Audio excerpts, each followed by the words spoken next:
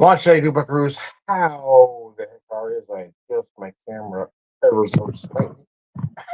Try not to knock it over like I did the last time. Anyways, how the heck are you? I am Tom, the whiskey whisperer, for the purposes of this video. Anyway,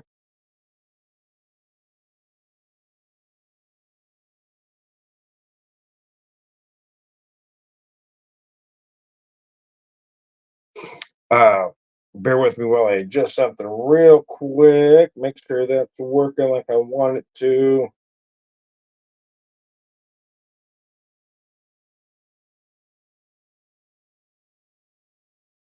All right, hey, do buckaroos. How the heck are you? So what I did here is I am using three uh three Ty Iechyd Da products, but I am only having two drinks. The one is just as it is. I thought I'd finish off my Hinterland bourbon cream. It is at 38 proof or 19%. I had about an even 4 ounces left, so I thought I'd just pour it all in the glass. I am gonna have to get more of this stuff though. It is really good. I'm not necessarily a bourbon cream, Irish cream, bourbon cream. I'm kind of guy really, but some of these products are really amazing. I picked up some Hard Truth maple bourbon cream in Indianapolis when we were there back in September, and that stuff was amazing. And I recently opened up. I picked up some bourbon cream from Middle West Spirits while we were in Ohio as well. But I didn't open it till recently, and that stuff is crazy good. But this stuff is insane as well. So what I decided to do here is I wanted to do a version of a maple old fashioned, but I don't like ice, right? I've talked about this before. I do prefer a straight up cocktail, so I do have it served straight up. So what I did here is I'm using the Hinterland bourbon whiskey finished in maple syrup barrels. It's at 92 proof, but it's a little on the sweet side for me. And because I'm doing a maple old fashioned, you need to add some actual maple. So I did add, so I added an ounce and a half of that whiskey. I added a half ounce of the Sweetwater's bourbon barrel aged maple syrup, a pure Columbiana County, Ohio maple. I picked this up in Ohio when we were there. So I've got a half ounce of that. But to balance that sweetness, I have a third product from Ty Iechyd Da, which is their double barrel rye. And an old fashioned or a rye is nice. So I've got this 92 proof rye that's finished in stout barrels. That adds quite another dimension to this cocktail. So let me show you that.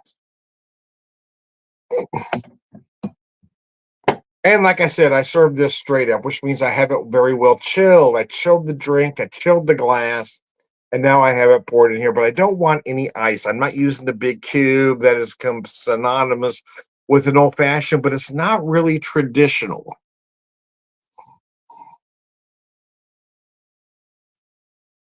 Traditionally, the drink was served straight up. A lot of folks don't know that, but nevertheless, and again, I do prefer a straight up cocktail.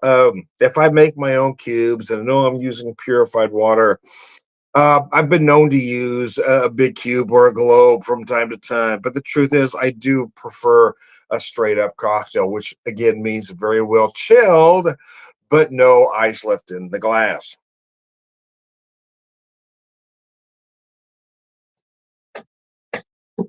Set that down. That's brilliant. I don't remember if I showed you the bitters, the black walnut bitters that I'm almost out of. I'm gonna have to buy some more. I'm gonna have to buy some more, man.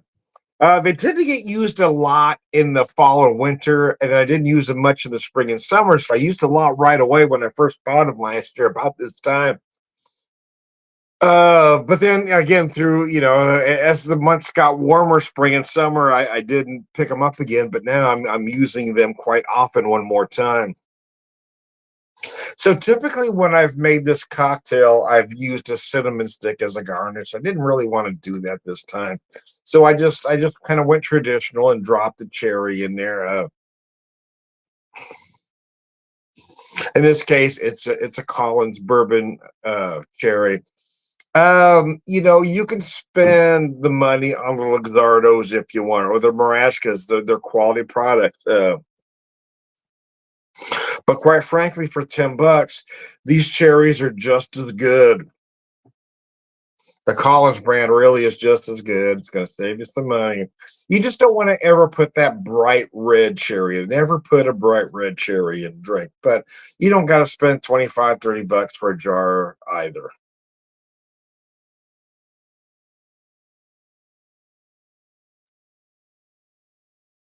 I'm going to set that down and I'm going to work on this bourbon cream a minute.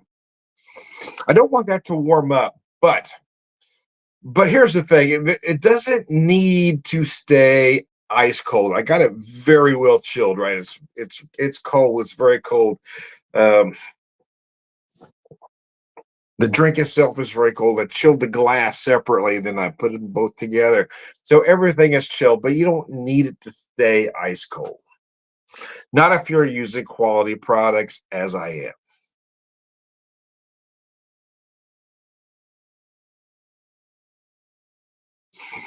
I'm gonna miss this bourbon cream. It's really good. I didn't expect to go through it as fast as I did, to be honest with you. But well, I had some, applications I want to try it as. So, if I buy a second bottle, no, let me take that back. When I buy the second bottle, I won't go through it quite as quick. But trying it for the first time, I really wanted to do different things with it. But now that I have, this stuff is absolutely gorgeous, man. It is one of the best bourbon creams on the market, bar none. All those big names that you all know that you think you ought to buy. I'm all about supporting the little guys, man.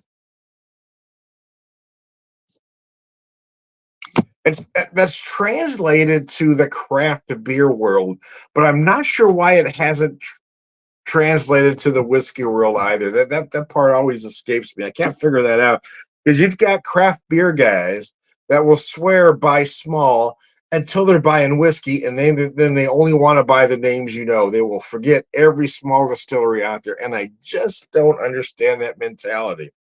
Support little, no matter what you're buying. If it's beer, whiskey, wine, support those small distilleries, breweries, wineries. Support these guys. They need your help. Those big guys don't. Forget about the names you know.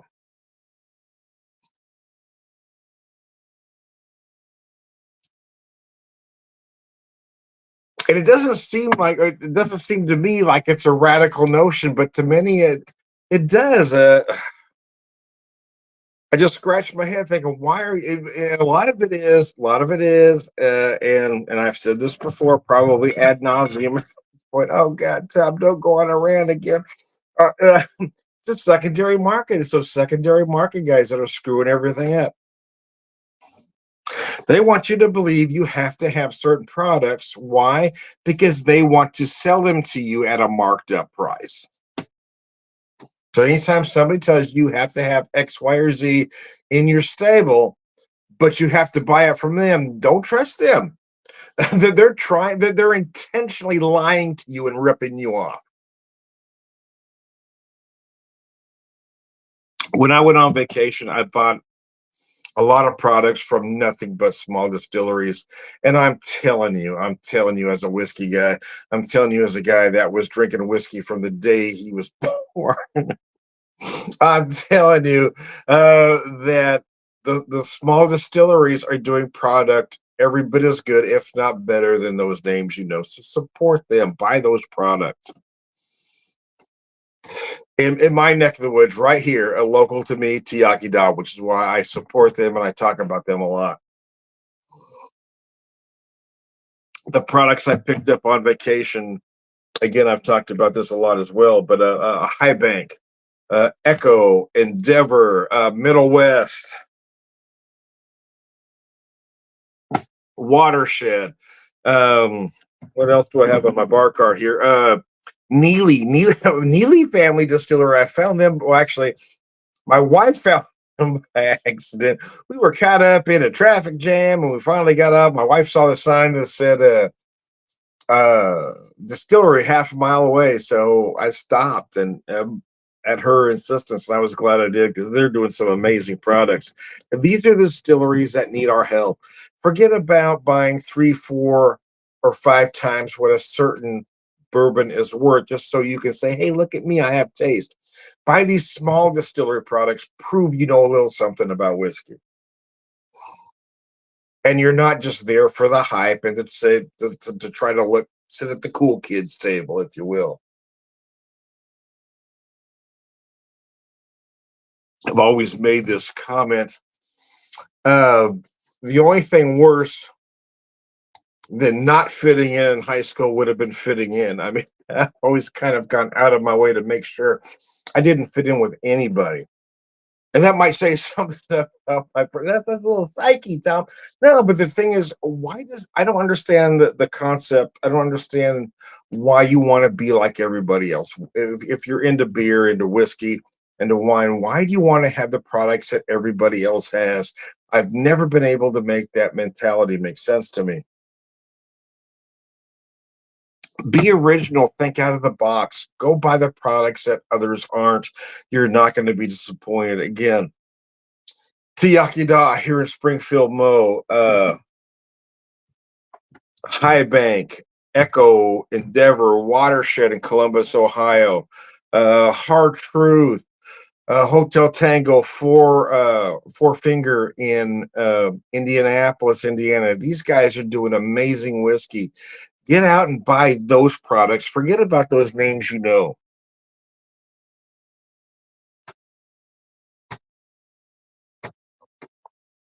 Uh,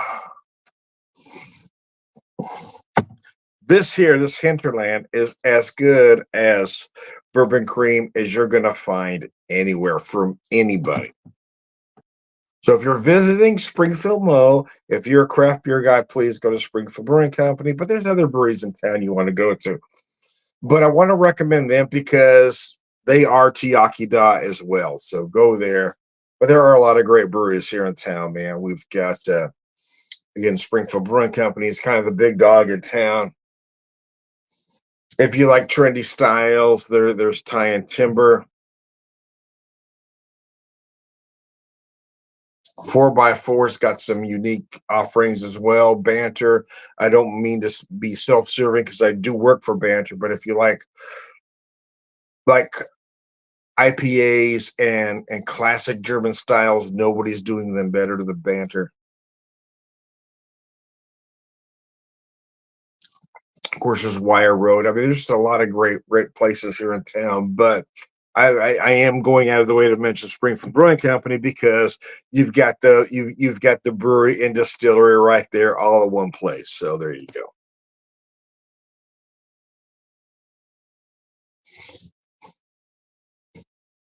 Anyway, anyways, let me get off my high horse and get off the high horse, Tom.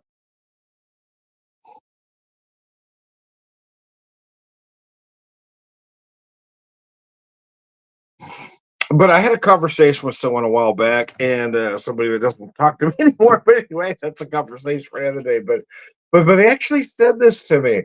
I said I refuse to buy anything on the secondary market, and they said to me, "Well, there's things you're never going to try." I said I'm okay with that, and they just kind of looked at me like a confused dog. And I said that's because I'm going to buy stuff, and I'm going to try stuff that you're never going to try. You're so addicted to these names that everybody knows that you're this person actually said to me that they didn't like Missouri craft distilleries. And then when I mentioned name after name to them, they hadn't been to any of them. So they're basing their opinion on maybe going to one or two particular distilleries that weren't up to their liking. And my thought on that it was because they had an agenda. But when I mentioned product after product, distillery after distillery, they had no idea who these people were. And that's my thing. Don't get caught up on those names, you know. Look, I mean, think out of the box. Look in your area. I guarantee no matter where you live, you have at least one craft distillery, if not in your city, somewhere, within a few hours drive from you to get to. I mean, I've got several to me. Depending on which direction I want to go. Obviously, I mentioned Ty Iechyd Da right here in town, but I mean, There's a handful in Kansas City, which is about a 3 to 3.5 hour drive. There's a handful in St. Louis, which is about a 3 to 3.5 hour drive.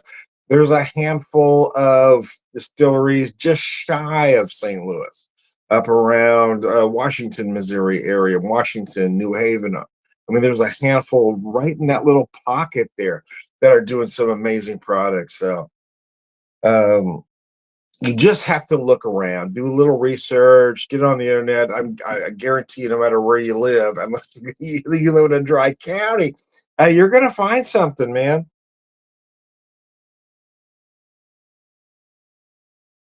Yeah, forget about the whiskeys that whiskey guys tell you you need to have and buy what you like.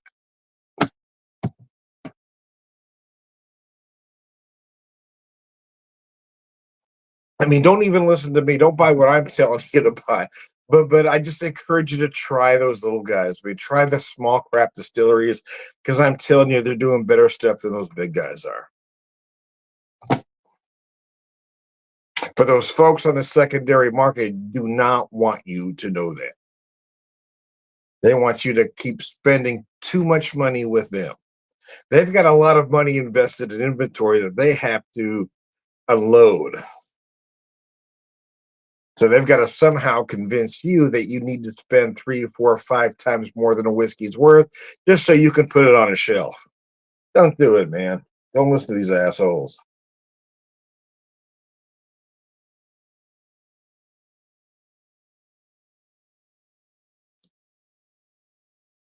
Ah, that's a nice maple old fashioned. So the reason why the hinterland has a bit of sweetness in it. So I did use an ounce and a half of that, but that was the reason I put the ounce and a half of the rye in there to kind of balance it out because we were adding the maple syrup as well. So the sweet, as you can see, I'm getting near the end, man. We're almost done. Holy crap! What am I going to do? I bought this in September when we were in Columbus, Ohio. So I've had it for a while. I've used it in a lot of cocktails, but quite frankly, I've also used it on pancakes and waffles. I mean, it's just a great syrup. That bourbon barrel, it just adds a little extra flavor. You don't have to buy products like this just for cocktails. Yeah, I'm putting it on waffles, pancakes. It's great with chicken and waffles, man. I'm telling you, that bourbon in there, then you add some heat in there. You add a little Nashville hot sauce. Oh man, you got something. Anyways, I digress. I'm going to wrap this up. I am Tom the Whiskey Whisperer, Whiskey Evangelist, prolific whiskey drinker, purveyor of wisdom, man.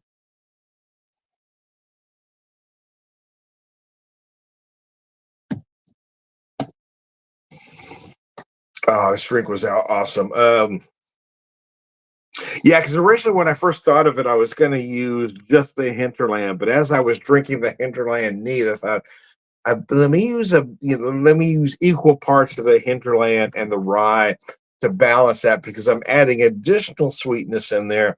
So anyway, for me, it works. I'm going to show those bottles one more time. Hinterland at 92 proof, um, a maple barrel finished bourbon, and then the double barrel rye from Ty Iechyd Da, which is a stout. That this particular version of is a stout barrel finished of a 92 proof rye.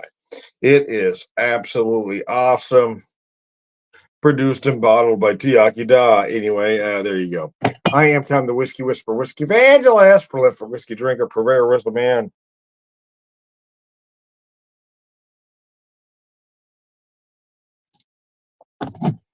Almost swallowed that cherry. Almost got that, man.